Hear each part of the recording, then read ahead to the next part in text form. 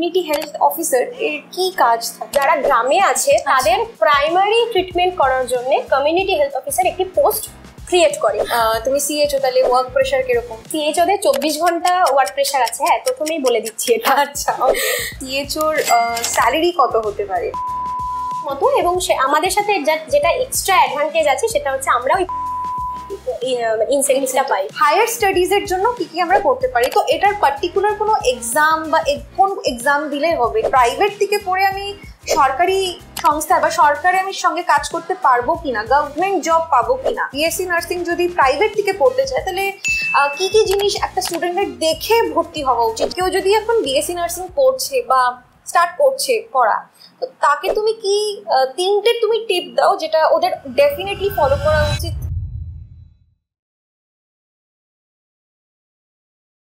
Hi everyone, welcome to Let's Improve YouTube channel. I am Shraddhara and today we have a guest Korobi Chakraborty, যে এখন এই মুহূর্তে West Bengal গভর্নমেন্টে কাজ করছে as a CHO, and তার থেকে আমরা কিছু ইনসাইটস পাবো যে বিএসসি নার্সিং করার পরে স্টুডেন্টসরা, ক্যান্ডিডেটসরা এর পরে কি কি করতে পারে। একটা ওয়াইড স্পেকট্রাম আছে যেটা আমরা করবির থেকে জানতে পারবো আজকে।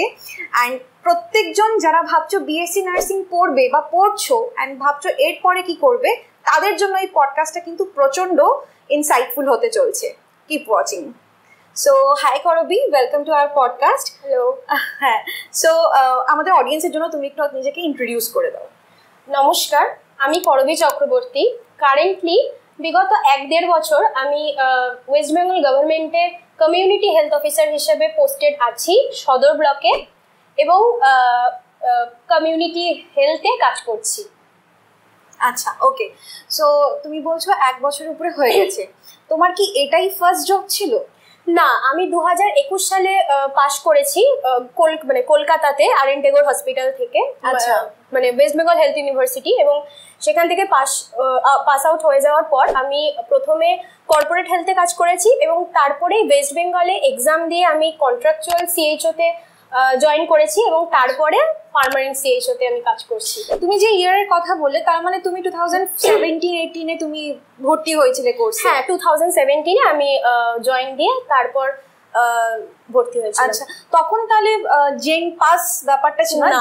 জেন পাস, হ্যাঁ জেন পাস ছিল, অলমোস্ট একই ছিল ব্যাপার, কিন্তু আমাদের সময় নামটা একটু আলাদা ছিল, এবং কোয়েশ্চেন প্যাটার্নও তোমরা জানো সবাই আলাদাই ছিল একটুখানি। আচ্ছা, তো এই সিএইচও ব্যাপারটা একটু তুমি আমাকে মানে একটু এক্সপ্লেন করে বলো আমাদের জন্য, যে এটা কি রোল, মানে কমিউনিটি হেলথ অফিসার এর কি কাজ থাকে? মানে অ্যাকচুয়ালি 2019 সালে গভর্নমেন্ট অফ ইন্ডিয়া একটা মিশন লঞ্চ করে, ন্যাশনাল হেলথ মিশন, এবং এর আন্ডারে কমিউনিটি পিপল, যেগুলো যারা গ্রামে আছে তাদের প্রাইমারি ট্রিটমেন্ট করার জন্য কমিউনিটি হেলথ অফিসার একটি পোস্ট ক্রিয়েট করে, ঠিক আছে? এবং 2019 সাল থেকে এটা শুরু হয়েছে, এবং ম্যাক্সিমাম মানে আস্তে আস্তে অল ওভার ইন্ডিয়াতে এটা প্রত্যেকটা গ্রামে গ্রামে একটা হেলথ অ্যান্ড ওয়েলনেস ক্লিনিক মানে লঞ্চ করেছে, মানে আছে প্রত্যেকটা গ্রামে গ্রামে, এবং সেখানে হেলথ অ্যান্ড ওয়েলনেস ক্লিনিকের ইনচার্জ হিসাবে কমিউনিটি হেলথ অফিসারকে পোস্টেড দিচ্ছে, ঠিক আছে? এবং সেখান থেকে জন্ম আর কি এই পোস্টার। ওকে, 2019-এর শেষের দিকে তো এটা গভর্নমেন্ট অফ ওয়েস্ট বেঙ্গল কি করলো, জিএনএম যারা স্কিল জিএনএম স্টাফ নার্স আছে তাদেরকে 6 মাস সিপিসিএইচ কোর্সের মাধ্যমে এখানে সিএইচওতে কনভার্ট করিয়ে দিল, এবং বিভিন্ন তাদের মানে বিভিন্ন হেলথ অ্যান্ড ওয়েলনেস ক্লিনিকে তাদের ট্রান্সফার করিয়ে দিল। সিপিসিএইচ ব্যাপারটা কি? সিপিসিএইচ মানে হচ্ছে একটা কোর্স, মানে কমিউনিটি বেসড কোর্স আর কি। হ্যাঁ, এবার হচ্ছে ওই কমিউনিটি বেসড কোর্সটা 6 মাসের হয়, এবং সেটা গভর্নমেন্ট অফ ওয়েস্ট বেঙ্গল করায়, ঠিক আছে? আচ্ছা, যারা তখন থাকে তখন তারা স্যালারি পায়, জাস্ট 6 মাসের জন্য পড়াশোনা করে, পুরো কমিউনিটি স্টাইপেন্ড ভাবে। হ্যাঁ, না স্টাইপেন্ড না, মানে স্যালারি ফুল স্যালারি পায়। মানে আগে যে মানে 2019 সালের কথা বলছি, 2019-20 সালে তখন গভর্নমেন্ট হচ্ছে ওই যে স্কিলড জিএনএম স্টাফ নার্স আছে তাদেরকে ওখান থেকে মানে যারা ইচ্ছুক আর কি হতে, তবে সবাই তো অত জানতো না সিএইচও, কারণ প্রথম লঞ্চ হয়েছে, কিছু মেরিটের মাধ্যমে বা কিছু মানে যারা ইচ্ছুক আর কি, মানে উইলিং যারা স্টাফ ছিলেন, তো তাদেরকে একটা শর্ট লিস্টেড করে এবং তাদেরও ইন্টারভিউয়ের মাধ্যমে এই সিপিসিএইচ কোর্সটা করিয়েছে, এবং সেখানে সিপিসিএইচ কোর্সটা করানোর পরে মানে এই যে হেলথ অ্যান্ড ওয়েলনেস ক্লিনিকে তারা পোস্টিং দিয়েছে, মানে মোটামুটি নিজের কাছের এরিয়াতেই পোস্টিং মানে চেষ্টা করেছে আর কি। এবং তারপরে 2021 সালের পর থেকে 2022 সালে এলো হচ্ছে কন্ট্রাকচুয়াল সিএইচওর একটা স্টোরি, ঠিক আছে। কন্ট্রাকচুয়াল সিএইচও স্টোরি হচ্ছে মানে government of India contractual CHO মানে এনএইচএম কন্ট্রাকচুয়াল সিএইচও রিক্রুটমেন্ট নিচ্ছে, মানে রিক্রুট করছে, যেটার জন্য মানে কন্ট্রাকচুয়াল হিসেবেই পোস্টিং থাকবে, কিন্তু সে ইন্ডিয়া মানে গভর্নমেন্টের আন্ডারেই থাকবে, ঠিক আছে। এবং সেটা হচ্ছে একটা পরীক্ষা হবে এবং পরীক্ষার পর শর্টলিস্টেড ক্যান্ডিডেটের ইন্টারভিউ হবে, ঠিক আছে। এবং ইন্টারভিউতে যারা ক্র্যাক করবে, বিএসসি দের মেইনলি আমি বলছি, এটা জিএনএম দেরকেও নিচ্ছে। প্রথমে বিএসসি হিসেবে চালু হয়েছিল, যারা শুধু এক্সাম এবং ইন্টারভিউ এবং ডিরেক্ট পোস্টিং পাবে, ঠিক আছে। এবং তারা নিজের ইচ্ছে মতো পোস্টিং স্বাস্থ্য ভবনে যাবে, এবং কিছু প্রথম দিকে অনলাইনেও হয়েছে আর কি, এবং পরবর্তীকালে স্বাস্থ্য ভবন মারফত আর কি তাদের মানে সেন্টারগুলো নিজের ইচ্ছে চুজ করতে পারবে, এবং তারপরে মানে নিজের ইচ্ছে চুজ করার পর ডিরেক্ট পোস্টিং হবে। কিন্তু জিএনএম দের মানে একটা দুটো রিক্রুট হওয়ার পর 2 নাম্বার 3 নাম্বার রিক্রুটমেন্টের ক্ষেত্রে জিএনএম দেরকেও অ্যালাউ করেছে, মানে রিক্রুটমেন্টের আওতায় রেখেছে, কিন্তু জিএনএম দেরকে কিন্তু ওই মানে 6 মাসের, এখন বোধহয় 4 মাস হয়েছে ওটা, মানে ওই 4 মাসে সিপিএইচসি কোর্সটা করে তারপর গিয়ে মানে ওরা চুজ করতে পারবে এবং তারা পোস্টিং পাবে, এবং ওই 4 মাসে তারা 10,000 টাকা করে স্টাইপেন্ড পাবে, ঠিক আছে, 10,000 করে। তাহলে আমরা জানতে পারলাম যে যারা বিএসসি নার্সিং করছে তাদের জন্য এটাই অ্যাডভান্টেজ যে ওরা কমপ্লিট করার পরে মানে কোর্সটা কমপ্লিট করে নিয়ে তারা পরীক্ষা দিচ্ছে এবং ইন্টারভিউ হয়ে গেল। আর যারা জিএনএম দিচ্ছে তাদেরকে কোর্সটুকুন করে তারপরে রিক্রুটমেন্ট প্রসেস দিয়ে তারপরে তারা যদি সিলেকশনও হয়, মানে সিলেকশনটাও আর কি এক্সাম এবং ইন্টারভিউর পরে এবং সিলেকশনের পরে তাদের মাথায় রাখতে হবে যে তাদের 6 মাস একটা গভর্নমেন্ট কোর্স করাবে, এবং তারপরে এটা পোস্টিং হবে। আচ্ছা, তা সিএইচও এখন তুমি সিএইচও তাহলে ওয়ার্ক প্রেশার কিরকম? আমাদের সিএইচওদের 24 ঘন্টা ওয়ার্ক প্রেশার আছে। হ্যাঁ, প্রথমেই বলে দিচ্ছি এটা। আচ্ছা, ওকে। কাজের টাইম হচ্ছে 9টা থেকে 3টে, কিন্তু সেটা কখনই অ্যাকচুয়ালি সিএইচওটা কমপ্লিটলি পাবলিক হেলথ রিলেটেড, ঠিক আছে। আমরা কমিউনিটি পিপল সার্ভ করি। এবার আমাদের কমপ্লিটলি 24 ঘন্টা কাজ, মানে আমাদের এমার্জেন্সি মানে ছুটির ব্যাপার কিছু নেই, মানে ছুটির টাইমে যদি এমার্জেন্সি আমার কোনো কাজ আসে, কোনো পেশেন্টের এমার্জেন্সি অ্যারাইজ হয়, তাহলে গিয়ে ছুটে আমাকে সমস্ত কাজ করতে হবে, মানে যাবতীয় কাজ মানে দরকার, ঠিক আছে। এবং নর্মালি হচ্ছে 9টা থেকে 3টে ওয়ার্ক আওয়ার্স, এবং তার মাঝখানে হচ্ছে সিএইচওকে পার্টিকুলারলি সব কাজ করতে হবে। একটা সিএইচও হচ্ছে একটা হেলথ অ্যান্ড ওয়েলনেস ক্লিনিকের ইনচার্জ, ঠিক আছে। আমাদের 12টা প্যাকেজ হচ্ছে এটার আন্ডারে আছে, এবং তার মধ্যে মোটামুটি ওয়েস্ট বেঙ্গলের 7-8টা প্যাকেজে আমরা একদম ক্লিয়ারলি আমরা 7-8টা প্যাকেজ মানে কভার করি, ঠিক আছে। এবং তার মধ্যে কি কি পড়ে, মানে প্যাকেজগুলোতে কি কি পড়ে? হ্যাঁ, আচ্ছা, ওকে। হ্যাঁ, তার মধ্যে পড়ে হচ্ছে এক মাদার অ্যান্টিনেটাল এবং পোস্টনেটাল মাদারদের কেয়ার, ঠিক আছে, হাই রিস্ক মাদারদের কেয়ার, তারপরে ইনফ্যান্ট চাইল্ড ইমিউনাইজেশন, ঠিক আছে। এগুলো তো আছে, সেগুলো আগে থেকেই মানে ছিল আর কি। যেগুলো নতুন করে অ্যাড হয়েছে, মানে যেটা সিএইচওদের পার্টিকুলারলি মানে দায়িত্ব যেটাকে বলে ডেলিকার, বিভিন্ন এমার্জেন্সি ট্রিটমেন্ট, যেরকম মানে ওপিডি ট্রিটমেন্ট হয় এখানে, ঠিক আছে। ধরো কেউ একটা উন্ড নিয়ে এলো, ঠিক আছে, মানে কারোর একটা রোড ট্রাফিক অ্যাক্সিডেন্ট হলো, উন্ড নিয়ে এলো, যে ফার্স্ট আমরা যে ওটা আইডেন্টিফাই করলাম ওটা কিভাবে হয়েছে, এবং ফার্স্ট এড ম্যানেজমেন্ট ম্যানেজমেন্টটা কিন্তু আমাদের হেলথ অ্যান্ড ওয়েলনেসের মাধ্যমেই হয়, এবং সেটা সিএইচওই করে, ঠিক আছে।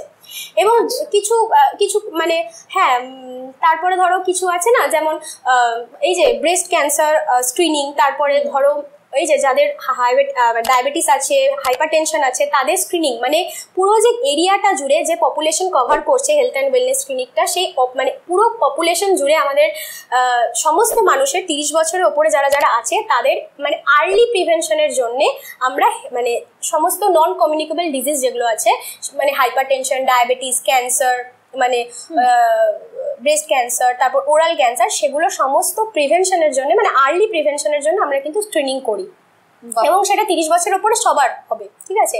এছাড়াও টেলিমেডিসিন আছে আমাদের একটা মানে নতুন জিনিস, সেটা আগে ছিল না, প্রথম ছিল না, সেটা মানে 2020 সালের পর থেকে এসছে। টেলিমেডিসিনের মানে দ্বারা আমরা টেলিকনসালটেশন করে পেশেন্টের যে নর্মাল বিভিন্ন বেসিক ট্রিটমেন্টগুলো আছে বা হাই রিস্ক কিছু ম্যানেজমেন্ট, যেগুলো মানে টেলিকনসালটেশনের মাধ্যমে ডক্টরদের সাথে কনসাল্ট করে আমরা সেগুলো ম্যানেজমেন্ট করি। আচ্ছা, ওকে, দিস ইজ রিয়েলি নাইস।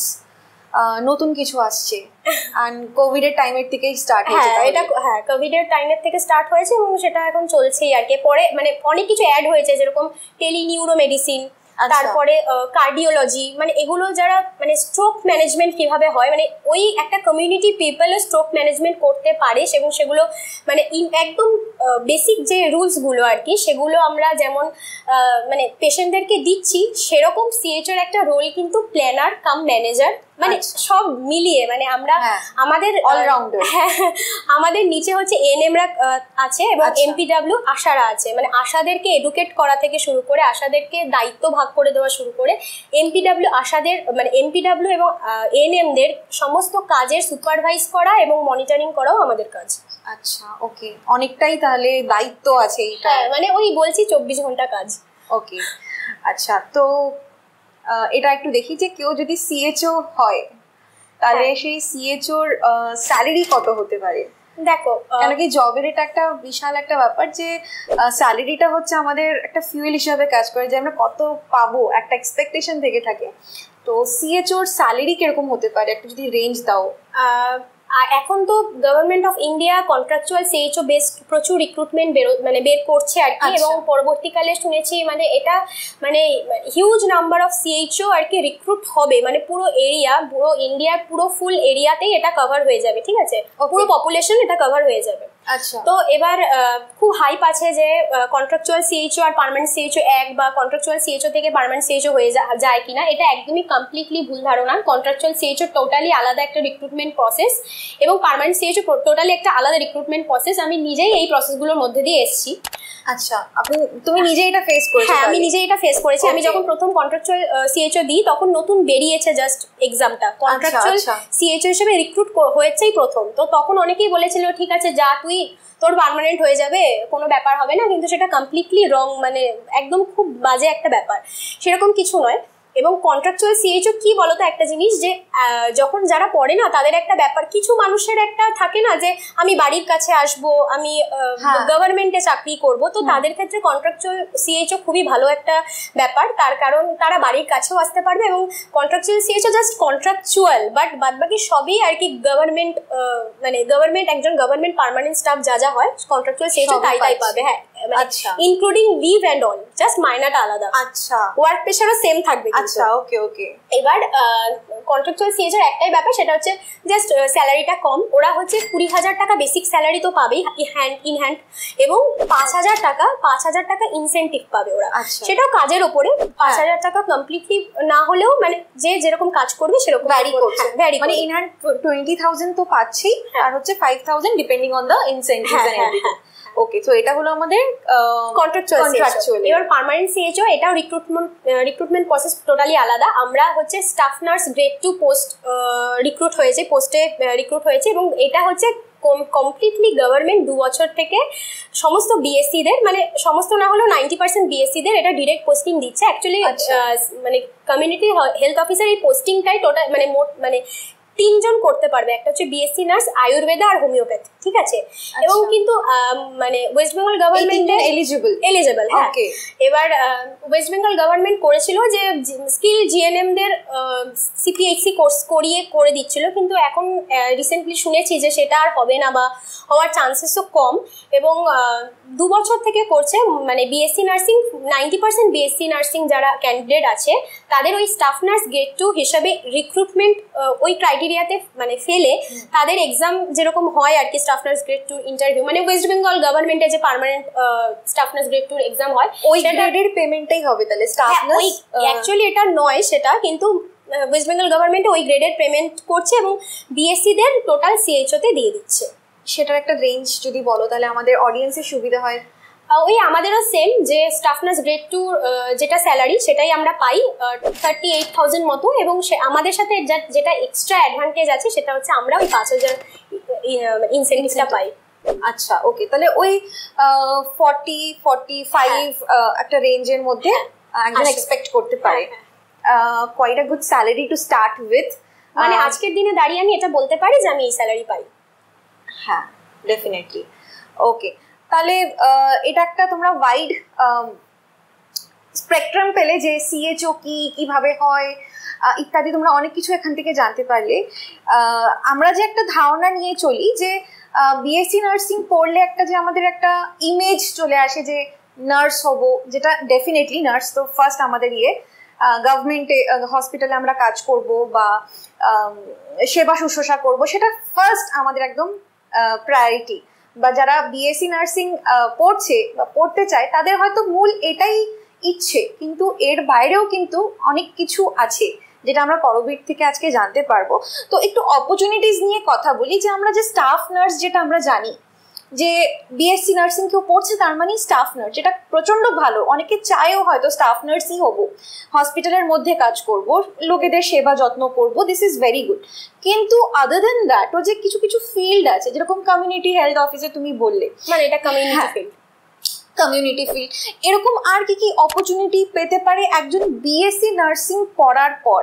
মানে আমি যদি এটাকে ডিভাইড করি তাহলে কেউ চাইলে হায়ার এডুকেশনেও যেতে পারে, কেউ চাইলে জব লাইনেও চলে যেতে পারে। তাহলে আগে আমরা জব ব্যাপারটাকে একটু ডিসকাস করিনি, কেন কি সবাই চায় যে 4 বছর পড়ি তারপর একটু জব নিই। তো জবের অ্যাসপেক্টটা আমরা একটু করবির থেকে একটু ডিসকাস করি যে কি কি জব আছে, মানে আদার দেন স্টাফ নার্স কি কি জব আছে। দেখো, এটা হচ্ছে আমরা আফটার বিএসসি নার্সিং আমরা জব অপরচুনিটিসটাকে 3 ভাগে ভাগ করতে পারি, ঠিক আছে? এবার সেটা হচ্ছে একটা ক্লিনিক্যাল, যেটা তুমি বললে যে স্টাফ নার্স হতে পারি আমরা, হ্যাঁ। আর একটা হচ্ছে নন ক্লিনিক্যাল, বা যেটা হচ্ছে মানে ওই বলে না টিউটার বা ক্লিনিক্যাল ইনস্ট্রাক্টর হিসাবে, মানে যেটা আমরা টিচিং প্রফেশন বলি। এবং আরেকটা আছে যেটা হচ্ছে আদার্স, মানে আদার্সে মানে অনেক জায়গায় বিএসসি নার্সিং মানে শুধু বিএসসি নার্সিং প্রেফার করে, যেমন আইওসিএল, এসএসসি মানে স্টাফ সিলেকশন কমিশন থেকে, হ্যাঁ, মানে বেরোয় নার্সিং অফিসার, যেগুলো আইওসিএল মানে তো ইন্ডিয়ান অয়েল কর্পোরেশন, হ্যাঁ, Damodar very corporation, medical coding, তারপরে বিভিন্ন মানে অনেক multinational medical company, pharmaceutical company, সেগুলোও কিন্তু বিএসসি নার্সিং মানে হায়ার করে। ওরা মানে জব প্রেফারেন্সের মধ্যে প্রেফারেবল বিএসসি নার্সিং কোর্সটা চায়, ঠিক আছে? এবং ইউপিএসসি মানে সবাই জানে এখন, ইএসআইসি, রেল, এগুলো সব কিন্তু বিএসসি নার্সিং এর পর হয়, হ্যাঁ, উইদাউট এক্সপিরিয়েন্স। রেলওয়েজ তো একটা বিশাল বড় আমাদের সেক্টর ইন্ডিয়াতে জবের, হ্যাঁ, যেখানে শুধুমাত্র ইঞ্জিনিয়ার্স না বাট বিএসসি নার্সিংও কিন্তু এখানে, হ্যাঁ, মানে অ্যাপ্লাই করতে পারে, বিএসসি নার্সিং অ্যাপ্লাই করতে পারবে উইথ নো এক্সপিরিয়েন্স। মানে শুধুমাত্র তোমরা 4 বছরের পড়াটা পড়লে আর তারপরে একটু রিসার্চ করলে, আমরা করবিট থেকে এটা শুনবো, তারপরে তোমরা ডিরেক্টলি অ্যাপ্লাই করতে পারবে। This is really good. আমার মনে হয় এটা প্রচুর জন আদৌ জানে কিনা, না হয় না, মানে জানে না, আমরাও জানতাম না আগে, এখন রিসার্চ করতে করতে জেনেছি। আমরা যখন পড়েছি তখন জানতাম না যে এত কিছু আছে। এবং আমি প্রথমে ক্লিনিক্যালটা বলছি। ক্লিনিক্যাল মানে অনেকেই চায় যে আমি বিএসসি নার্সিং এর পর আমি ক্লিনিক্যালে যাব, মানে আমি ইনডোর রিলেটেড কাজ করব, এবং দ্যাট ইজ মানে টু গুড, মানে একটা এটাই মেন, মানে নার্সিং পড়ে এটাই একটা ইমেজ আছে যে আমি এটা করব, হ্যাঁ, ওটা তো হয়। এবং তার বাদে এবং কিছু অ্যাকচুয়ালি প্রথমেই যারা বিএসসি নার্সিং পড়ছো তোমরা, তাদের প্রথমেই একটা মাইন্ডসেট করে রাখা উচিত বা এইম রাখা উচিত যে আমি আমার কোর্স শেষ হয়ে যাওয়ার পর আমি কি করব। আমি ক্লিনিক্যালে যাব, আমি ক্লিনিক্যাল থেকে এগোবো, না আমি টিচিং, আমি পড়াতে ভালোবাসি, আমি টিচিং প্রফেশনে যাব, এবং টিচিং প্রফেশন থেকে আমি কোন দিকে এগোবো, এবং আমি আদার্স লাইনে যাব, মানে আদার্স লাইনে মানে আমি নার্সিং রিলেটেড কোনো এক্সাম দেবো এবং সেটা ক্র্যাক করতে চেষ্টা করব, বা আমি নার্সিং এর বাইরে, যেহেতু আমাদের গ্র্যাজুয়েশন কোর্স, নার্সিং এর বাইরেও আমরা মানে এক্সাম দিতে পারি, এবং সেটা মানে অল ওভার ইন্ডিয়াতে আমরা যে কোনো মানে সিজিএল, সিএইচএসএল, মানে সমস্ত গ্র্যাজুয়েশন লেভেলে যেগুলো কোর্স মানে এক্সাম আছে আমরা কিন্তু দিতে পারি, ঠিক আছে? এবার যারা ক্লিনিক্যাল বেসড তোমরা রাখতে চাইছো নিজেদেরকে, তারা ক্লিনিক্যালি প্রচুর অপরচুনিটিস আছে, প্রচুর মানে তোমাদের কোর্স শেষ হয়ে যাওয়ার পর ক্লিনিক্যালি প্রচুর মানে কিছু কিছু ডিপ্লোমা কোর্স আছে, যেমন এসিএলএস, বিএলএস, তারপরে diploma in cardiovascular and thoracic nursing, diploma in তারপরে হচ্ছে ওই critical care nursing, diploma in infection control, মানে এইসব প্রচুর অ্যাসপেক্ট বা প্রচুর জায়গা আছে যেগুলোতে আমরা ছোট ছোট ডিপ্লোমা কোর্স করে একটা ভালো জায়গায় যেতে পারি। আচ্ছা, হ্যাঁ, মানে একটা কর্পোরেট হেলথে মানে ইনফেকশন কন্ট্রোল নার্সের কিন্তু প্রচুর রেসপন্সিবিলিটি এবং প্রচুর মানে সম্মান, রেসপেক্ট পাওয়া যায়, এবং স্যালারিও ভালো, ঠিক আছে, একটা কর্পোরেট হেলথ। এটা ক্লিনিক্যাল রিলেটেড কথা বলছি, এবং ক্লিনিক্যাল রিলেটেড মানে অনেক কিছু আছে যেটা নিয়ে আমি মানে আমি যদি চাই ক্লিনিক্যালি আমি এগোবো, তাহলে আমি এটা নিয়ে অনেক দূর যেতে পারি, ঠিক আছে। এবং তারপরে আসছি নন ক্লিনিক্যাল বা টিচিং। আমি যদি মানে পড়াতে ভালোবাসি বা আমার টার্গেট আমি প্রফেশনাল লাইনে যাব, তাহলে আমি বিএসসির পর আমি ক্লিনিক্যাল ইনস্ট্রাক্টর হলাম, সেটা প্রাইভেটে হলাম। গভর্নমেন্টে বিএসসিতে ডিরেক্টলি ক্লিনিক্যাল ইনস্ট্রাক্টর হিসেবে আগে নিত, এখন নেয় না, এটা প্রাইভেটেই করতে হবে। এবং মানে সে আর কি, তার যদি টার্গেট থাকে, মানে এম থাকে যে আমি পরবর্তীকালে প্রফেসর হব, সে ক্লিনিক্যাল ইনস্ট্রাক্টর হিসেবে জয়েন করতে পারে। এবং তারপরে সে এমএসসি করছে, যার যেটা ফেভারিট সাবজেক্ট সেটা নিয়ে এমএসসি করছে, এডুকেশন করতে হবে। হ্যাঁ, তারপরে মানে একটা মানে কর্পোরেট হাসপাতালের যে কলেজ, সেখানেও যেমন তার একটা বিশাল কেরিয়ার হবে প্রফেসর হিসেবে, তেমনি গভর্নমেন্টেও সে মানে আস্তে আস্তে আস্তে আস্তে মানে নয় ক্লিনিক্যাল ইনস্ট্রাক্টর, মানে বিএসসির পরে তো গভর্নমেন্টে ঢুকলে আস্তে আস্তে ওটা হয়, ঠিক আছে। মানে বিএসসি করলে সেটা প্রমোশনে হয় ক্লিনিক্যাল ইনস্ট্রাক্টর, ঠিক আছে। কিন্তু বিএসসির পর এমএসসি করলে সে কলেজের প্রফেসর হবে, মানে ক্লিনিক্যাল ইনস্ট্রাক্টর হবে, বা প্রফেসরও হতে পারে। আচ্ছা, ঠিক আছে। এবং তারপরে সেটা এমফিল আছে, এমফিল করতে পারে, পিএইচডি করতে পারে, এবং সেটা মানে ইন সার্ভিস মানে অবস্থাতেই তারা করতে পারে। আচ্ছা, সার্ভিসের সাথে সাথেও সে কন্টিনিউ করতে পারে। আচ্ছা, তাহলে তোমরা 3টে ভাগ পেলে। আমার সাজেশন হবে, যারা তোমরা পড়ছো বা পড়া কমপ্লিট, তাহলে তোমরা স্থিরভাবে বসে তোমরা নিজেদেরকে আগে স্টাডি করো, নিজেদেরকে আগে বোঝো যে আমরা কি চাই। সবাই সবকিছুর জন্য কিন্তু তৈরি নয়। আমি মানে এখনো যেরকম কি কিছু কিছু স্টুডেন্ট আছে আমাদের, তো তারাও আর কি বেসিক্যালি কনফিউজড হয়ে যায় এবং তারা আর কি মানে নার্স, ইনজেকশন এগুলোতে একটু ভয়, মানে বিএসসি নার্সিং পড়তে চাই কিন্তু এটাতে একটু ভয়, কিন্তু ভয় পেয়ে যে রেস্ট্রিক্ট হয়ে যাবো তা না। কেন কি তোমরা এতগুলো অপশন কিন্তু পেলে, ক্লিনিক, নন ক্লিনিক্যাল, আর হচ্ছে আদার্স যেটা তোমার, হ্যাঁ, বিভিন্ন এই সংস্থাগুলো যেগুলো আমাদের run by government of India, কি রেল, আইওসি, এগুলো তোমরা জানো। এছাড়াও এইমস আছে, সবাই জানে, ভেরি কমন। তারপরে জিপমার, প্রচুর সেন্ট্রাল গভর্নমেন্টের জব আছে যেগুলো মানে আমি ডিরেক্ট বিএসসি করে, মানে অবভিয়াসলি এটা বিএসসি বলছি, বিএসসি নার্সিং করার পর আমি প্রিপারেশন নিলাম। আমি কোথাও জয়েন করছি না, আমি কোনো জায়গায় জয়েন করবো না, আমি 6 মাস প্রিপারেশন নিলাম, তারপরে আমি মানে ক্র্যাক করতেই পারি। এটা মানে খুব একটা টাফ জিনিস নয়। কেউ যদি মানে স্থির করে নেয়, কেউ যদি ভেবে নেয়, তাহলে ডেফিনেটলি তোমরা করতে পারবে। তাহলে এগুলো সব একটা ওয়াইড অ্যাসপেক্টে পেলে যে তোমরা এখান থেকে পড়লে আর পুরো ইন্ডিয়া বেসিসে তোমরা এই অপরচুনিটিগুলো জবের দেখতে পারো।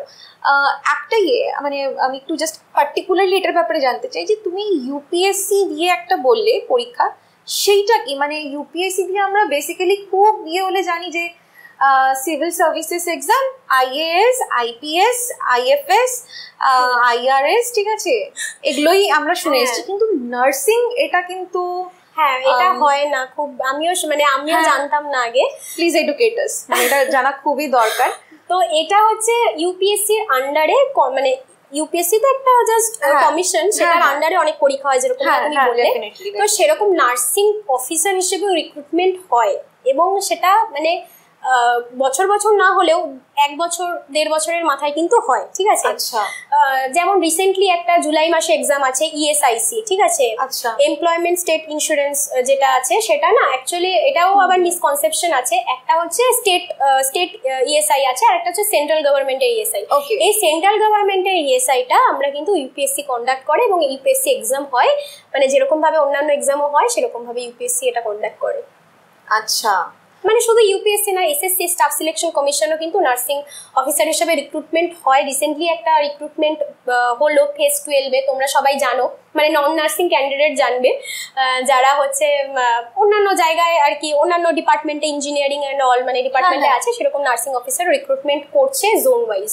আচ্ছা, তাহলে বলা যেতে পারে যে নার্সিং মানে স্টাফ নার্স বাদ দিয়েও, মানে স্টাফ নার্স ডেফিনেটলি প্রচণ্ড আর কি আমরা জেনে থাকি, এটা খুবই কমন, সবাই জানে স্টাফ নার্সটা কি হতে পারে, তাদের জব রোল জানে। কিন্তু এর বাইরেও তোমরা যদি চাও, তাহলে this is the podcast for you. এখান থেকে তোমরা কিন্তু সিট ডাউন, শান্তভাবে বসো, আর পেন পেন্সিল নিয়ে সব কিছু নোট ডাউন করো, and then decide what's best for you.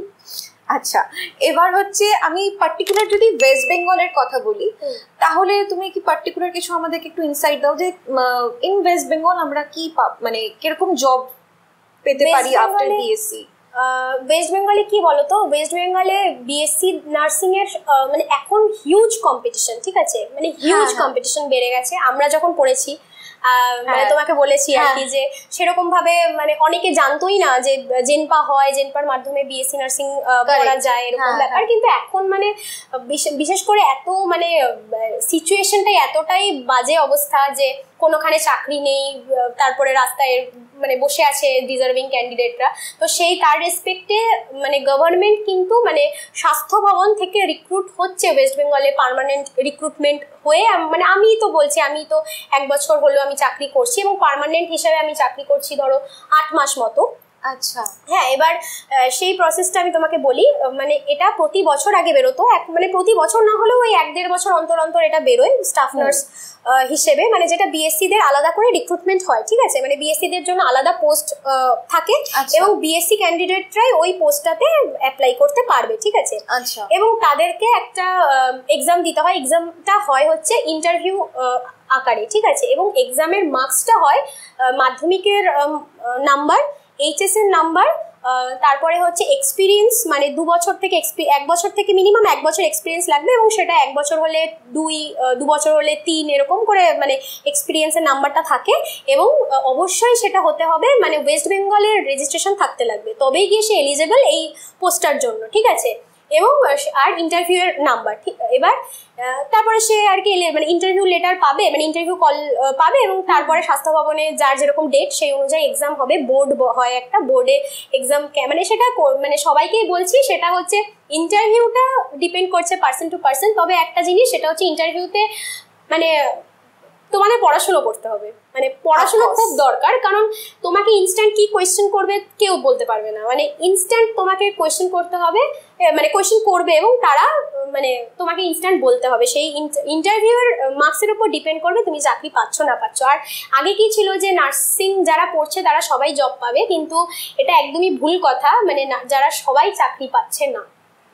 আচ্ছা, এটা তার মানে তোমরা যারা স্টুডেন্ট এখন বা বিএসসি নার্সিং কন্টিনিউ করছো বা ভাবছো যে বিএসসি নার্সিং এ ক্যারিয়ার বানাবে, তোমাদের মানে এটা একদম স্ট্রেট ফরওয়ার্ড কথা যে তোমাদের পড়তে হবে, মানে না পড়লে চলবে না বেসিক্যালি। মানে ইন্টারভিউতে, হ্যাঁ, ইন্টারভিউ হওয়ার আগে একটু টাইম পাওয়া যায়। তবে আমি বলবো, আমি সাজেস্ট করবো যে যারা ইন্টারভিউ মানে রিক্রুটমেন্ট আসার পর যারা ফর্ম ফিল আপ করে সাবমিট করছো এবং তারপর থেকেই তোমরা প্রিপেয়ার হয়ে যাও যে আমি মানে ভালো করে পড়বো। এবং সেখান থেকেও একটা কিছু কিছু মানে কমন জিনিস আলোচনা করা যায়। সেটা মানে ওটা মানে যেমন গাইনি আর অবস, এখান থেকে বেশি কোয়েশ্চেন আসে, কমিউনিটি এটা থেকে বেশি কোয়েশ্চেন আসে, সেটাও আলোচনা করা মানে করে করে নিজেকে প্রিপেয়ার থাকতে হবে যে আমি মানে ইন্টারভিউটা ভালো করে দেবো। তার মানে একাডেমিক নলেজও প্রচন্ড ভাবেই দরকার, এবং যে পড়াশোনা করাকালীন যে ওরা ওয়ার্ড ডিউটি করে সেইটা প্রচন্ড তোমাদেরকে ফোকাস করে করতে লাগবে। সেখানের ইনসাইটস গুলো ডক্টরের সঙ্গে কোঅর্ডিনেট করার, ওখান থেকে তোমরা যে শিখছো সেটা কিন্তু প্রচন্ড ইম্পর্টেন্ট একদম এইটার ক্ষেত্রে। ইন্টারভিউ ক্ষেত্রে অ্যাপ্লাইড কোয়েশ্চেন তো প্রচুর ধরে। অ্যাপ্লাইড কোয়েশ্চেনটা কি একটু যদি বলো? মানে কি বলতো, মানে আমি 4 বছরে কি কি শিখলাম, তারপরে আমি কোথায়, প্রথমেই জিজ্ঞেস করবে তোমাকে তুমি কি করছো। এবং তুমি ধরো তুমি বলছো যে আমি পড়াচ্ছি একটা ইনস্টিটিউশনে, আমি এই সাবজেক্টে পড়াচ্ছি, তখন তুমি সেই সাবজেক্টে তোমাকে ধরবে না, তুমি অন্য জায়গা থেকেও ধরতে পারে। মানে তুমি সেই সাবজেক্ট পড়াচ্ছ মানে সেই সাবজেক্টে তুমি খুব স্কিলড, আর অন্য জায়গায় তুমি মানে জানো না আমি করে যাবো না, সেটাও যেমন হবে না। আবার সেই জায়গা মানে তুমি যেটা নিয়ে পড়াচ্ছ সেটা তোমার A to Z তোমাকে একদম প্রিপারেশন নিতেই হবে যে আমি এখান থেকে কিছু আসলে আমি যেন না মানে না পারা হয় আর কি আমার। আর এই ইন্টারভিউটার উপর ডিপেন্ড করছে পুরো চাকরি পাওয়া না পাওয়াটা, মানে ভীষণভাবে ইম্পর্টেন্ট। আচ্ছা, তার মানে পড়তে তো হবেই একদম ভালো মতন, আর খুব সুন্দরভাবে প্রেজেন্ট করাটাও আসতে হবে তাহলে। হ্যাঁ হ্যাঁ, একদমই তাই। এছাড়াও আমি বলছি যে ওয়েস্ট বেঙ্গলে তো অ্যাকচুয়ালি দু টাইপের হেলথ আছে, একটা হচ্ছে কর্পোরেট হেলথ আর একটা হচ্ছে ওয়েস্ট বেঙ্গল হেলথ, ঠিক আছে। ওয়েস্ট বেঙ্গল হেলথের কথা তো তোমাকে বললাম, এবং কর্পোরেট হেলথে বলছি বিভিন্ন মানে multi speciality, super speciality corporate হাসপাতালগুলো তারা কিন্তু বিএসসি নার্সিং প্রেফার করে বিভিন্ন পোস্টে মানে হায়ার করে কিন্তু, ঠিক আছে। যেমন আমি মানে কাজ করতাম, নাম বলছি না কোথায় করতাম, সেখানে আমি নেফ্রোলজি এডুকেটর কাম কাউন্সিলর হিসেবে কাজ করেছি প্রায় 1 বছর। আচ্ছা, ঠিক আছে। এবং সেখানে তারা কিন্তু বিএসসি নার্স প্রেফার করেছিল, তবেই গিয়ে আমি পেয়েছি। তো এবং ফ্রেশার হিসেবে পেয়েছি, মানে ফ্রেশার না, কিছু মাস আমি পেডিয়াট্রিকে কাজ করেছি এবং সেখান পেডিয়াট্রিক আইটিইউতে, এবং সেখান থেকে আমি ওটাও আমি ইন্টারভিউয়ের মাধ্যমে নেফ্রোলজি এডুকেটর কাম কাউন্সিলর হিসেবে জয়েন করেছি। এছাড়াও বলছি ডায়াবেটিক এডুকেটর, তারপরে ক্রিটিক্যাল কেয়ার নার্স, তারপরে ইনফেকশন কন্ট্রোল নার্স, বিভিন্ন জায়গায় মানে বিভিন্ন জায়গায় বিএসসি নার্স হলে, বিএসসি নার্সিং মানে গ্র্যাজুয়েশন কোর্সটা থাকলে কিন্তু মানে তারা প্রেফার করে এবং হায়ারও করে। এখানে তাহলে চান্স আছে চাকরি পেয়ে যাওয়া। হ্যাঁ, মানে ওই যে অ্যাপার্ট ফ্রম স্টাফ নার্স আমরা এই দিকগুলোও কিন্তু আছে যারা অনেকেই জানে না। আচ্ছা, কোনো ক্যান্ডিডেট যদি এই দিকটায় আসতে চায়, তাহলে যেরকম তুমি বলে যে তুমি 1 বছর এখানে কাজ করেছো, এখানে যদি কেউ কাজ করতে চায় তাহলে একটা রেঞ্জ দাও যে এখানে এটা কিরকম স্যালারি পেতে পারে জয়েনিং এ।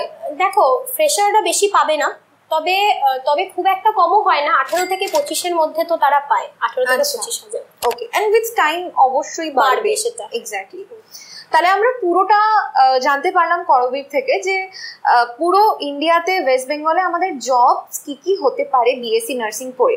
তাই জন্য বিএসসি নার্সিং পড়ে তোমরা স্টাফ নার্স যেরকম ডেফিনেটলি হতে পারো, সেরকম এই প্রসপেক্টগুলোও কিন্তু আছে।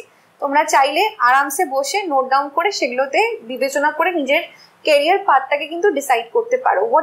What best suits you must go for that. আচ্ছা, এবার জব তো হলো, কিন্তু কোনো ক্যান্ডিডেট যদি মনে করছে যে না আমি আরেকটু পড়বো, তাহলে সে কি পড়তে পারে বা কত দূর পড়তে পারে, তারপরে সে কি করতে পারে? দেখো, এটা তো আমাদের প্রফেশনাল কোর্স, মানে টোটালি এক্সপিরিয়েন্সের উপর ডিপেন্ড করে সবকিছু। বিএসসির কাছে একটা ভালো অপরচুনিটিস আছে যে আমি এক্সামগুলো দেব, আমার সেটাতে কোনো এক্সপিরিয়েন্স লাগবে না। সেন্ট্রাল গভর্নমেন্টের বিভিন্ন এক্সাম আছে যেগুলো আমার কোনো এক্সপিরিয়েন্স লাগবে না। কিন্তু মানে আমি ওই যে আগেই বললাম যে আমাদের একটা এম ঠিক করে নিতে হবে প্রথমেই। যদি আমি ক্লিনিক্যালি যাই এবং ক্লিনিক্যালি আমি পড়তে চাই, তার জন্য আমার বেসিক এক্সপিরিয়েন্সের দরকার আছে, মিনিমাম 6 মাস তো দরকার আছে, ঠিক আছে। এবার ধরো আমি কোথাও জব করবো না, আমি প্রফেসর হব, ঠিক আছে, আমি পড়াবো। এবার তার ক্ষেত্রে আমি কোনোখানে জব জয়েন করবো না, আমি জাস্ট পড়ানোর জন্য প্রিপারেশন নেব। কিন্তু সেখানেও কিন্তু বিভিন্ন জায়গায় আমাদের মানে এমএসসি নার্সিংয়ে বসতে হবে, ঠিক আছে। এবার এমএসসি নার্সিং মানে বসার জন্য মিনিমাম 1 ইয়ার এক্সপিরিয়েন্সের কিন্তু দরকার আছে। সেক্ষেত্রে আমি কোনো প্রাইভেট ইনস্টিটিউশন থেকে 1 বছরের এক্সপিরিয়েন্স মানে ক্লিনিক্যাল ইনস্ট্রাক্টর হিসেবে কাজ করব, আর অন্য কোথাও আমি জয়েন করব না। ওখানে আমি 1 বছর এক্সপিরিয়েন্স নিয়ে নেওয়ার পর আমি এমএসসি নার্সিংয়ে পড়বো, এবং তারপরে এমএসসি নার্সিংয়ের পর 5 বছর এক্সপিরিয়েন্স, এবং সেখান থেকে এমফিল বা পিএইচডি হয়, ঠিক আছে। এছাড়াও আছে হচ্ছে যারা চাইছে হচ্ছে অ্যাডমিনিস্ট্রেটিভ লাইনে যাবে, তারা ইউপিএসসি দিতে পারে। এছাড়াও যদি হসপিটাল অ্যাডমিনিস্ট্রেশনে মানে যায় আর কি, যেতে ইচ্ছুক হয়, তাহলে hospital and health care delivery সিস্টেমের ওপর মাস্টার্স করতে পারে, বা ধরো মাস্টার্স ইন হসপিটাল অ্যাডমিনিস্ট্রেশন সেটাতেও করতে পারে। এগুলো খুবই মানে এখন খুব মানে আস্তে আস্তে হচ্ছে, সবাই করছে। পিজিডিএম করতে পারে, এমবিএ করতে পারে, সব করতে পারে। তবে একটা অ্যাডভান্টেজ আছে বিএসসি নার্সিং পড়ার পর, যেটা হচ্ছে হেলথ কেয়ার ডেলিভারি সিস্টেম এবং হসপিটাল অ্যাডমিনিস্ট্রেশনের ওপর, সেটা বা হসপিটাল ম্যানেজমেন্ট, এগুলোর উপর করলে অ্যাডমিনিস্ট্রেশন মানে নার্সিং অ্যাডমিনিস্ট্রেশন যেগুলো কর্পোরেট হাসপাতালে জেনারেল নার্সিং ম্যানেজার বা মানে ম্যানেজারিয়াল রোল যেগুলো আছে আর কি, নার্সিং এডুকেটর, তারপরে হচ্ছে তারপরে রিসার্চার, তারপরে বিভিন্ন সংস্থা আছে না, WHO, তারপরে ইউনেস্কো, এইসব জায়গায়ও নার্সিং মানে যেগুলো এসওপি আছে, এসওপি বিল করার ক্ষেত্রে বা বিভিন্ন এসওপি হচ্ছে স্ট্যান্ডার্ড অপারেটিং প্রসিজার, ঠিক আছে। মানে এটা কিছুই না, মানে একটা just protocol, nursing practice, standard practice, যেগুলোর আমরা একটা বেসিক, ওগুলো অ্যাকচুয়ালি আমরা নার্সিংটা তো প্র্যাকটিসের ওপর দিন দিন আপগ্রেডেশন হচ্ছে, ওই আপগ্রেডেড যে প্র্যাকটিসগুলো সেগুলো এসওপির এসওপির মাধ্যমে আমরা মানে স্ট্যান্ডার্ডাইজ প্রোটোকল আমরা রাখি এবং সেটা আমরা শেখাই, তাই তো? সেই এসওপি গুলো বিল্ড আপ করার জন্য বা আপডেট করার জন্য কিন্তু নার্সিং এডুকেটেড বা নার্সিং প্র্যাকটিশনারদের দরকার হয়। এছাড়াও আরেকটা যেটা খুবই মানে ইম্পর্টেন্ট দিক খুলে গেছে এবং ওয়েস্ট বেঙ্গলের 2-3টে যা ইনস্টিটিউশনে এটা পড়ানো হয়, সেটা হচ্ছে মানে কোর্সটাই করানো হয় 2 বছরের কোর্স, সেটা হচ্ছে after BSc nursing with 1 year experience. ঠিক আছে, মানে এটাতে একটা ক্লিনিক্যাল এক্সপিরিয়েন্স লাগবে, 1 ইয়ার এক্সপিরিয়েন্স। ওকে, মানে বললাম তো আমাদের প্রফেশনাল কোর্স, তো আমাদের মিনিমাম বেসিক 1 ইয়ার এক্সপিরিয়েন্সেরও কি দরকার, মানে ভ্যালুটা আছে। এবার ওটার মাধ্যমে মানে ওটা হচ্ছে নার্সিং প্র্যাকটিশনার, ঠিক আছে, ক্রিটিক্যাল কেয়ার ইউনিটে আমরা নার্সিং প্র্যাকটিশনার কোর্স করছি, মানে nursing practitioner in critical care unit. ঠিক আছে, মানে ওই কোর্সটা 2 বছরের কোর্স এবং 2 বছর কোর্স করার পর আমরা অ্যাজ আ নার্স প্র্যাকটিশনার হিসাবে কিন্তু কাজ করতে পারি বিভিন্ন হসপিটালে। এটা খুবই ইম্পর্টেন্ট একটা ইনসাইট আমরা পেলাম। এবং এটা কিন্তু মানে আগে ইন্ডিয়াতে চালু হয়ে গেছিল 1-2 মানে ইনস্টিটিউশন, মানে গোটা ইন্ডিয়ার কথা বলছি, এবং সেটা এখন কিন্তু ওয়েস্ট বেঙ্গলেও 3টে জায়গায় হয়। বাহ, তাহলে ওয়েস্ট বেঙ্গল স্টুডেন্টদের জন্য আর কি খুবই একটা সিট খুব কম থাকে, বাট যারা একটু পড়াশোনা করবে বা ক্র্যাক করতে পারে তাদের ক্ষেত্রে খুবই ভালো। এবং যারা মানে ডাক্তার হতে চেয়েছিলে বাট হতে পারোনি, তাদের ক্ষেত্রে এই কোর্সটা করে তোমরা অ্যাজ আ নার্সিং পার্সোনাল হিসেবে মানে নার্সিং প্র্যাকটিশনার হিসেবে ক্রিটিক্যাল কেয়ার ইউনিটে কিন্তু কাজ করতে পারো। এটা আমরাও শুনেছি যে একজন ডাক্তারের যা নলেজ থাকে একজন সিনিয়র নার্সের কিন্তু সেই নলেজটাই থাকে, এবং সেটা হসপিটালে গিয়ে তোমরা বুঝতে পারবে ভালো, মানে আমরা কাজ করছি আমরা জানি। মানে এরকম অনেক ডাক্তার এরকম গল্প করেছে আমাদেরকে যে একজন মানে নার্স তাদের মানে তারা অনেক কিছু শিখেছে নার্সের থেকে। হ্যাঁ, সেটা all about experience and all. সেটা এক্সপিরিয়েন্সের কে কত ভালো নিতে পারছো, কে কত ভালো অবজার্ভ করতে পারছো, সেটা তোমরা ওয়ার্ড ডিউটি হোক বা কোনো কারো কাছ থেকে যখন তুমি তার এক্সপিরিয়েন্স শুনছো, সবকিছুই তোমরা যেভাবে অবজার্ভ করতে পারবে, তুমি যত কালেক্ট করতে পারবে ততই তোমার ওটা বাড়তে কিন্তু তোমাকে হেল্প করবে। আলটিমেটলি তোমরা একটা বড় কিছু একটা আকার নিতে পারবে সেখান থেকে। যেরকম তুমি বললে যে নার্সদের থেকেও ডক্টররা শেখে। হ্যাঁ, ডেফিনেটলি।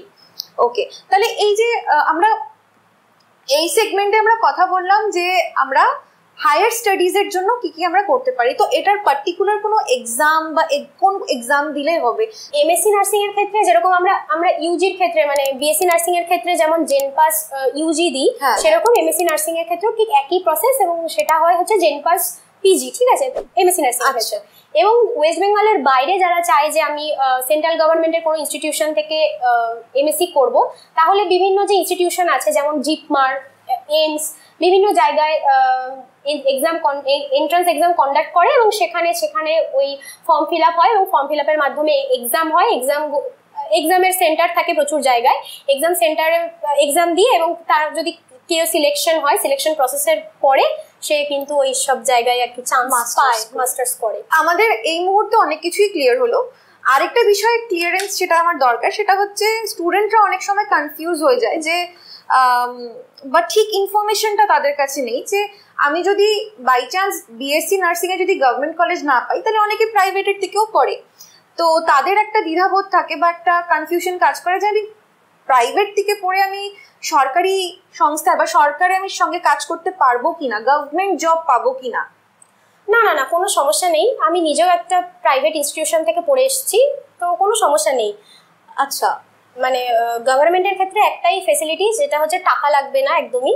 আর দ্বিতীয়ত হচ্ছে বিভিন্ন মানে গভর্নমেন্ট কলেজ থেকে পড়লে, হ্যাঁ গভর্নমেন্ট কলেজগুলো হচ্ছে তাদের নিজস্ব যেহেতু হসপিটাল আছে, তাই তারা এক্সপোজারটা অনেক বেশি পায়।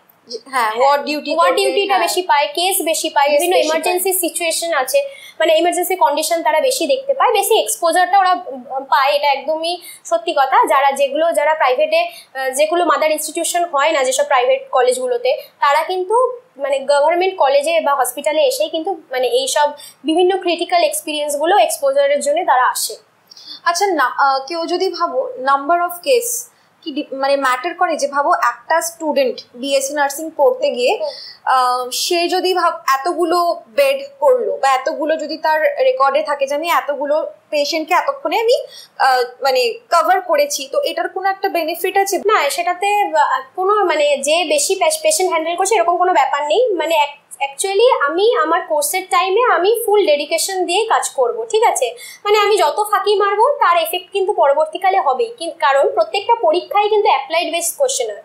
আমি একটা স্টুডেন্ট, আমি যত কেস বেশি হ্যান্ডেল করব, যত কেস বেশি পাবো, বেশি দেখবো, তত কিন্তু আমার এক্সপিরিয়েন্স বাড়বে এবং সেটা কিন্তু আমি পরবর্তীকালে সেগুলোও আমার কাজে আসবে। মানে অনেক স্টুডেন্ট হয় না যে যারা আমি ঠিক আছে আমি পাশ করে যাব এবং পরে কিছু আমি চাকরি তো পাবোই, এরকম কিছু ব্যাপার নেই। মানে আমি আমার মানে ফুল ডেডিকেশন নিয়ে যেন আমি কাজটা করি। হ্যাঁ, আগেও তুমি যেরকম বলে যে ইন্টারভিউজ গুলো হয় সেখানে অ্যাপ্লাইড কোয়েশ্চেন জিজ্ঞাসা করে, তাই জন্য এগুলোর মানে ছোট ছোট স্টেপস দিয়েই তো ওরা পুরো একটা এক্সপিরিয়েন্স গ্যাদার করতে পারবে, সেখান থেকে ওরা খুব ইজিলি অ্যান্সারও তাহলে করতে পারবে। তাই মানে এবং পরীক্ষাগুলোতেও তো যেগুলো ক্লিনিক্যাল এক্সাম হয় সেগুলোতেও মানে ফাঁকি দিয়ে চলা যায়, কিন্তু পরবর্তীকালে সেগুলো খুব সমস্যা হয়। সেটা খুব একটা মানে কুইক সলিউশন হতে পারে, কিন্তু not a long term thing for you all. আচ্ছা আচ্ছা, কোনো স্টুডেন্ট যদি প্রাইভেটে পড়লে খুব একটা প্রবলেম নেই, শুধু ওই নার্সিং হোমের এক্সপোজারটা হয়তো খুব একটা পাচ্ছে না, বাট এছাড়া যদি কেউ বিএসসি নার্সিং যদি প্রাইভেট থেকে পড়তে চায়, তাহলে কি কি জিনিস একটা স্টুডেন্টের দেখে ভর্তি হওয়া উচিত, যেরকম কি আইএনসি, ডাব্লিউবিএনসি এর ব্যাপারটা যদি তুমি একটু বলো। মানে সবাইকেই বলবো, মানে গভর্নমেন্ট এবং প্রাইভেট সবাইকেই, যারা বাইরে পড়তে যাচ্ছ তাদেরকেও বলবো, মানে প্রত্যেকটা ইনস্টিটিউশন যেন আইএনসি অ্যাফিলিয়েটেড হয়, মানে ইন্ডিয়ান নার্সিং কাউন্সিলের অ্যাফিলিয়েশন যেন থাকে। এখন প্রচণ্ডই মানে খুবই বাজে সিচুয়েশন চারিদিকে আর কি, মানে দালাল ঘুরছে যেখানে সেখানে করে দেওয়ার জন্য। কিন্তু এটা একদম দালালের পাল্লায় না পড়ে নিজেরা চুজ করবে যেসব কলেজে ডাব্লিউবিএনসি মানে ওয়েস্ট বেঙ্গলের ক্ষেত্রে ডাব্লিউবিএনসি এবং আইএনসি মানে দুটোই রেজিস্ট্রেশন থাকবে, সেই সব কলেজ কিন্তু প্রেফার করবে, মানে সেই সব কলেজেই ভর্তি হবে। এবং ওয়েস্ট বেঙ্গলের বাইরে যারা পড়তে যাচ্ছ তারাও নিজেরা চুজ করবে, ইন্টারনেট ঘাটবে, রিসার্চ করবে, কোনো দালালের পাল্লায় না পড়ে তোমরা দুটো মানে সেই স্টেটের একটা রেজিস্ট্রেশন প্লাস আইএনসি রেজিস্ট্রেশন থাকবে সেরকম কলেজ দেখেই কিন্তু তোমরা পড়বে। তার মানে তোমাদেরকে হোমওয়ার্ক করতে হবে। বেসিক্যালি হচ্ছে যদি ওয়েস্ট বেঙ্গলে পড়তে চাও তাহলে ওয়েস্ট বেঙ্গল নার্সিং কাউন্সিল, এবং যদি তোমরা আদার স্টেটে পড়তে চাও তাহলে আইএনসি, যেটা হচ্ছে কি ইন্ডিয়ান ন্যাশনাল, সেটা মানে সেটা ওয়েস্ট বেঙ্গলেও দুটোর মানে ওয়েস্ট বেঙ্গলে দুটোই থাকবে, ডাব্লিউবিএনসি এবং হচ্ছে আইএনসি, এবং বাইরে সেই স্টেটের একটা রেজিস্ট্রেশন থাকবে প্লাস আইএনসি। আচ্ছা, ওকে। তাহলে আমরা যখন বাইরের স্টেট নিয়ে কথা বলছি, তাহলে আরেকটা ব্যাপারে আমরা একটু জেনে নিই, যেটাতে আরো কনফিউশন হতে পারে, সেটা হচ্ছে রেজিস্ট্রেশন নিয়ে। তো নার্সেরা যেন কি রেজিস্ট্রেশন হওয়ার মানে পড়ার পর যে রেজিস্ট্রেশনটা হয় সেটা স্টেট টু স্টেট একটু ভ্যারি করে। তাহলে অন্য স্টেটের কেউ একজন নার্স যদি আরেকটা স্টেটে যদি চাকরির জন্য অ্যাপ্লাই করে, তখন তার একটু প্রবলেম হতে পারে, বা কিভাবে সেটা ট্যাকেল করবে, বা রেজিস্ট্রেশনের ব্যাপারে তোমার কি কি সাজেশন দেওয়ার আছে সেগুলো যদি তুমি আমাদের একটু বলো। দেখো, যারা ওয়েস্ট বেঙ্গল হেলথ ইউনিভার্সিটির আন্ডারে পড়বে তাদের ক্ষেত্রে ওয়েস্ট বেঙ্গলের রেজিস্ট্রেশন পাওয়া খুব একটা কষ্টসাধ্য নয়, যেরকম আমি পেয়েছি সেরকম একদমই কষ্টসাধ্য নয়। যেসব ইনস্টিটিউশনে পড়বে তারাই সমস্ত মানে রেজিস্ট্রেশনের দিকটা দেখবে। তোমার জাস্ট একটা টাকা লাগে, এবং টাকা মানে রেজিস্ট্রেশন ফিজ লাগে, এবং সেটার পরে এবং তোমরা রেজিস্ট্রেশন পেয়ে যাবে 2 মাস 3 মাসের মধ্যে, ঠিক আছে। সেটাও কিন্তু ইনস্টিটিউশনের মাধ্যমেই তোমরা পাবে, ঠিক আছে। কলেজ থেকেই প্রোভাইড করবে, মানে কলেজেই সব দায়িত্বটা নেবে, ঠিক আছে। এবং যারা ওয়েস্ট বেঙ্গলে বাইরে নার্সিং পড়েছো এবং ওয়েস্ট বেঙ্গলে থাকতে চাও বা কাজ করতে চাও বা গভর্নমেন্ট জব পেতে চাও, তাদের ক্ষেত্রে একটু সমস্যা আছে। এমনি যারা বাইরের স্টেট থেকে এসছে তারা ওয়েস্ট বেঙ্গলের যে কোনো জায়গায় কাজ করতে পারবে, ঠিক আছে, মানে কোনো সমস্যা নেই বাইরে রেজিস্ট্রেশন থাকলে। একমাত্র ওয়েস্ট বেঙ্গল হেলথে কাজ করার ক্ষেত্রে তাদের অসুবিধা আছে। যেমন ওয়েস্ট বেঙ্গলের আন্ডারে কোনো কন্ট্রাকচুয়াল বা কোনো পার্মানেন্ট জবে ওয়েস্ট বেঙ্গল রেজিস্ট্রেশন ছাড়া কিন্তু অ্যালাউ করবে না, ঠিক আছে। সেক্ষেত্রে রেজিস্ট্রেশন মানে রেসিপ্রোকেট করতে হবে, বাইরের স্টেট থেকে এই স্টেটে রেসিপ্রোকেট করার পর তারা জয়েন করতে পারবে। সেটা কি খুব হেক্টিক প্রসেস? হেক্টিক তো বটেই, মানে এটা অন্যান্য স্টেটে খুব একটা সমস্যা হয় না, এখানে খুব সমস্যা একটু হয় শুনেছি। তার কারণ হচ্ছে 6 মাস এক্সপিরিয়েন্স লাগবে, মানে মিনিমাম 6 মাস এক্সপিরিয়েন্স লাগবে, এবং 6 মাসের পর সে হচ্ছে ওয়েস্ট বেঙ্গল হেলথ পোর্টালের কোনো মানে আন্ডারে কোনো একটা ফর্ম ফিল আপ করবে, এবং তারপরে ডেট আসবে, মানে ডেট নিতে হবে। সেই ডেট নিতে শুনেছি, মানে আমার অনেক বন্ধুরাই যারা বাইরে থেকে পড়ে এসছে তাদের ওই ডেট নিতে প্রচুর টাইম টেকিং প্রসেস, ঠিক আছে। এবং তারপরে মানে ডকুমেন্টেশন ডেট পাওয়ার পর পূর্ত ভবনে ডকুমেন্ট ভেরিফিকেশন হয় এবং ডকুমেন্ট ভেরিফিকেশন, হ্যাঁ কলকাতা পূর্ত ভবনে ডকুমেন্ট ভেরিফিকেশন হয় এবং ডকুমেন্ট ভেরিফিকেশনের টাইমে ওরা মানে প্রচুর মানে খুঁটিনাটি ডকুমেন্ট পুরো দেখে এবং অল্পেতেই ওরা মানে অসন্তুষ্ট হলে ওরা কিন্তু ফিরিয়ে দেয়, আবার প্রথম থেকে প্রসেস শুরু হয় ডেট নেওয়া এবং সেটা আরো লেন্দি হয়ে প্রচুর লেন্দি প্রসেস হয়ে যায়। ঠিক আছে, তো আগেই বলবো যারা বাইরে থেকে পড়ে এসছো ওয়েস্ট বেঙ্গলে রেসিপ্রোকেট করতে চাও তারা 6 মাস এক্সপিরিয়েন্স তো নেবেই এবং তার সাথে এক্সপিরিয়েন্স সার্টিফিকেটটা যখন মানে যেখানে চাকরি করছো সেখানে HR ডিপার্টমেন্ট থেকে যখন চাইবে তাদেরকে একদম ভালোভাবেই বলে দেবে যে প্রত্যেকটা মানে খুঁটিনাটি সবকিছু দেখে নেবে, মানে একদম সাইন থেকে শুরু করে টু অ্যান্ড ফর্ম পুরো সমস্ত ফর্মটা একদম মানে দেখে নেবে সার্টিফিকেটটাও, যাতে তোমাকে ফিরে না আসতে হয়। মানে 1%ও ভুল থাকলে তোমাকে ওয়েস্ট বেঙ্গল গভর্নমেন্ট রিজেক্ট করে দেবে। আচ্ছা, তাহলে এই ব্যাপারটা তোমাদেরকে প্রচন্ড ট্যাক্টফুলি হ্যান্ডেল করতে হবে ব্যাপারটা, যে একবারে ভালো মতন আমাদেরকে পুরোটা কমপ্লিট করে আসতে হবে। তার জন্য মানে একদম প্রথম থেকে দেখতে মানে একদম দেখে নেবে যাতে পরবর্তীকালে তোমাদের ফিরে আসতে না হয়, মানে সবটা তোমরা মানে নিয়ে যাবে এবং সেটাতে যেন কোনো ভুল না থাকে। ঠিক আছে, মানে কোনো যদি HR একটা সার্টিফিকেট বানিয়ে দিয়ে দিল সেটা জাস্ট আমি অ্যাকসেপ্ট করে নেবো তা না, ওটাকে তুমি ভালো করে রিড করবে, স্টাডি করবে, দরকার হলে HR এর সঙ্গে কথা বলবে, তাকে একটা যদি বেটার করা যেতে পারে তাকে রিকোয়েস্টও করা যেতে পারে। হ্যাঁ একদম, মানে একদম সিল থেকে শুরু করে মানে স্ট্যাম্প সিল থেকে শুরু করে সাইন অবধি ওরা কিন্তু খুঁটিনাটি দেখে। আচ্ছা ওকে, তাহলে আশা করি তোমাদের এই ইনসাইটস গুলো প্রচুর কাজে আসছে যারা BSc নার্সিং পড়েছো, যা পড়তে চাচ্ছ বা পড়ে ফেলেছো, এবার তোমরা অন্য কিছু এই ফিল্ডে এগোতে চাও তাদের জন্য। তাহলে আমরা আজকে করবীর থেকে কিন্তু প্রচুর ইনসাইটস পেয়েছি যারা BSc নার্সিং পড়তে চাও বা যারা পড়ছো বা যারা BSc নার্সিং কমপ্লিট করে এবার তোমরা অন্যদিকে যাওয়ার প্রস্তুতি নিচ্ছ। কিন্তু আমার তোমার কাছে একটা শেষ প্রশ্ন আর কি, with this question I would like to end the podcast here. সেটা হচ্ছে কেউ যদি এখন BSc নার্সিং পড়ছে বা স্টার্ট করছে পড়া, তো তাকে তুমি কি 3টে তুমি টিপ দাও যেটা ওদের ডেফিনেটলি ফলো করা উচিত, যেটা পরবর্তীকালে গিয়ে ওদের হেল্প করবে, বা যেটা অ্যাজ এ নার্সিং অ্যাসপিরেন্ট যেটা ওদের অবশ্যই করা উচিত? প্রথমেই তো আগে যারা এক্সাম দেবে বলে ভাবছো যে নার্সিংয়ে আসবে তাদের ক্ষেত্রে বলি, তুমি ভালোবাসছো তো মানে ভালোবেসে এসো, মানে এটাতে কিন্তু অনেক মানে আপস অ্যান্ড ডাউনস যেতে হবে, প্রচুর স্ট্রাগল করতে হবে, সেই ভেবে মেন্টালি প্রিপারেশন নিয়েই আসবে। সেকেন্ডলি হচ্ছে প্রথমেই নিজের এমটা ফিক্সড করো যে আমি কিসে যাব, আমি ক্লিনিক্যাল পোর্শনে যাব, নন ক্লিনিক্যাল পোর্শনে যাব, বা আমি অন্য এক্সাম দেবো, অন্য চাকরি করব। এবং 3 নম্বর পয়েন্ট হচ্ছে ফাঁকি মেরো না, পড়াশুনো করো। সবাই এটা বলে কিন্তু হ্যাঁ ফাঁকি মারবে, অবশ্যই মারবে, কিন্তু ফাঁকি মারার সাথে সাথে ক্লিনিক্যাল এক্সপিরিয়েন্সটা কিন্তু বেশি নেওয়ার চেষ্টা করো, কারণ BScদের পড়াশুনো প্রচুর পড়াশুনো করতে হয়, প্রচুর সিলেবাস, মানে প্রচুর সিলেবাস। ঠিক আছে, তার সাথে ক্লিনিক্যাল এক্সপিরিয়েন্সটা মানে এতটাই সিলেবাস, তার মাঝখানে ক্লিনিক্যাল এক্সপিরিয়েন্সটাও তোমরা নেওয়ার চেষ্টা করো, ফাঁকি মেরো না, মানে ক্লিনিক্যাল এক্সপোজারটা খুব দরকার, কারণ কি পরবর্তীকালে সেটা খুব মানে খুব কাজে আসবে। মানে যা আমরা বুঝি এখন মানে আগে ফাঁকি মারলে পরেটাও কিন্তু খুব মেকআপ দিতে সমস্যা হয়, একবারে লোড পড়ে যাবে। হ্যাঁ মানে আর যা একাডেমিক নলেজ যেটা সেটা তো কোথাও না কোথাও ওয়ার্ড ডিউটিতেও তো কাজে আসবে নিশ্চয়ই। অবশ্যই। আর ওয়ার্ড ডিউটি ধরো তোমার কিভাবে এথিক্স মেনটেন করে চলবে, কেন কি একটা নার্সকে যখন আমি মানে আর কি দেখেছি আর কি, তারা প্রচণ্ড ডেলিকেট হয়, প্রচণ্ড অনেক নিয়ম মেনে মাথায় চলতে লাগে।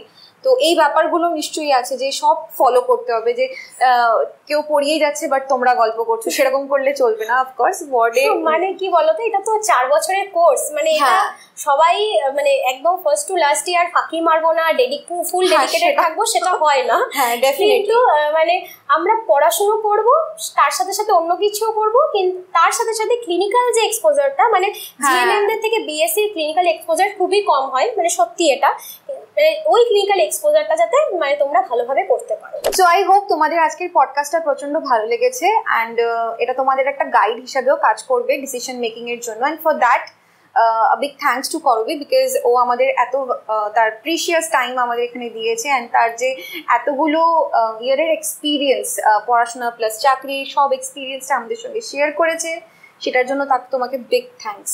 Most welcome. তাহলে তোমরা আমাদেরকে জানাতে ভুলো না যে তোমাদের আজকের এই পডকাস্টটা কেমন লেগেছে, এবং তোমাদের মাথায় যদি কোনো কোয়েশ্চেন থাকে বা তোমরা অন্য কোনো বিষয় যদি জানতে চাও সেগুলো আমাদের কমেন্ট সেকশনে ডেফিনেটলি জানিও, যাতে আমরা করবী ম্যামকে আরেকবার পডকাস্টে নিয়ে এসে তোমাদের ডাউটসগুলো সলভ করতে পারি। অ্যান্ড এই ভিডিওটা তোমরা শেয়ার করতে ভুলো না, স্পেশালি তাদের সঙ্গে যারা বিএসসি নার্সিং পড়তে চায় বা পড়ছে, বা এর পরে ওরা কি করতে চায় সেইটার জন্য এই ভিডিওটা প্রচণ্ড তাদের জন্য হেল্পফুল হবে। So don't forget to share this video and like this video, and till then you can surf our other podcast which is already there in Let's Improve. And যদি তুমি আমাদের চ্যানেল সাবস্ক্রাইব না করে থাকো then do subscribe our channel, কেন কি এরকম content আরো আসতে চলেছে। Thank you so much. Bye bye.